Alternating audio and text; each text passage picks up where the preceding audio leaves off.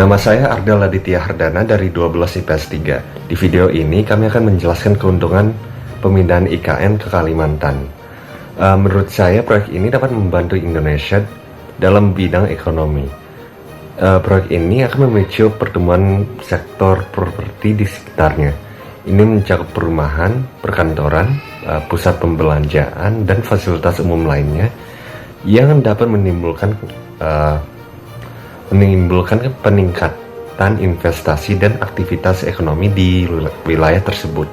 Selain itu, proyek ini juga dapat mendorong peningkatan pelayanan publik seperti kesehatan, pendidikan, dan pelayanan sosial lain. Ini juga dapat meningkatkan kualitas hidup penduduk setempat dan mendorong pertumbuhan sektor-sektor terkait. Menurut saya, perpindahan ini dapat juga memiliki potensi untuk memberikan sejumlah dampak positif bagi bidang politik di Indonesia, karena pemindahan ibu kota Kalimantan dapat membantu mengurangi sentralisasi kekuasaan di Jakarta, sehingga mendorong pemerintah untuk dapat lebih memperhatikan dan mendukung otonomi daerah serta pengembangan wilayah-wilayah di luar Jawa. Selain itu, kehadiran pemerintahan pusat di Kalimantan akan meningkatkan perhatian politik terhadap daerah tersebut.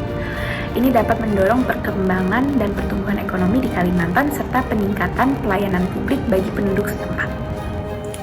Saya Raya, dan seperti yang sebelumnya sudah Frilly dan Ardel jelaskan, jadi pemindahan ibu kota negara di Indonesia dari Jakarta ke Kalimantan memiliki potensi untuk memberikan sejumlah dampak positif dalam berbagai aspek, termasuk aspek ekonomi, pemerataan penduduk, dan dari aspek politik.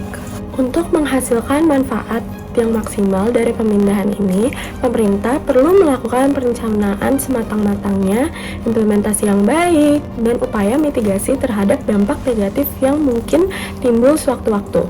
Dengan demikian, pemindahan ibu kota dapat menjadi salah satu langkah penting dalam mengatasi tantangan sentralisasi kekuasaan di Jakarta, meningkatkan integrasi nasional, mendukung pengembangan ekonomi di wilayah Kalimantan, dan mempromosikan keberlanjutan lingkungan.